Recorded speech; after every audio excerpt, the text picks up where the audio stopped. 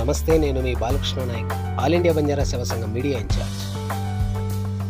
Cell tower సమస్యలపై పురోగతి సాధించిన ఆల్ ఇండియా బంజారా సేవా సంఘం.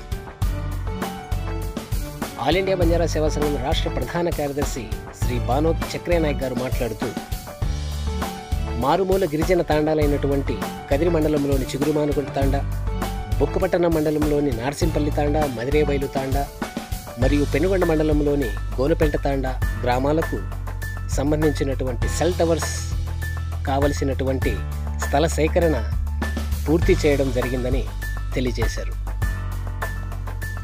ఇటు రైతులతోనూ, రెవెన్యూ అధికారులతోనూ, రాజకీయ నాయకులతోనూ మరియు సెల్ టవర్స్కి సంబంధించిన అధికారులతోనూ అందరితోనూ సమన్వయపరుచుకొని ఈ సమస్యను అధిగమించి స్థల సేకరణ పూర్తి చేయడం జరిగిందని ఆయన తెలియజేశారు.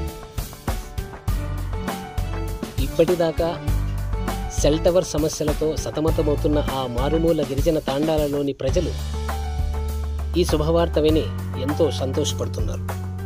ఇది చాలా సంతోషించదగ్గ విషయం, అందరూ హర్షించదగ్గ విషయం.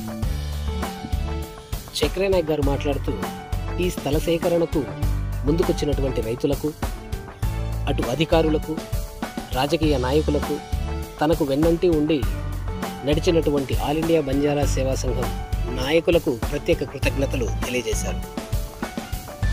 ధన్యవాదాలు.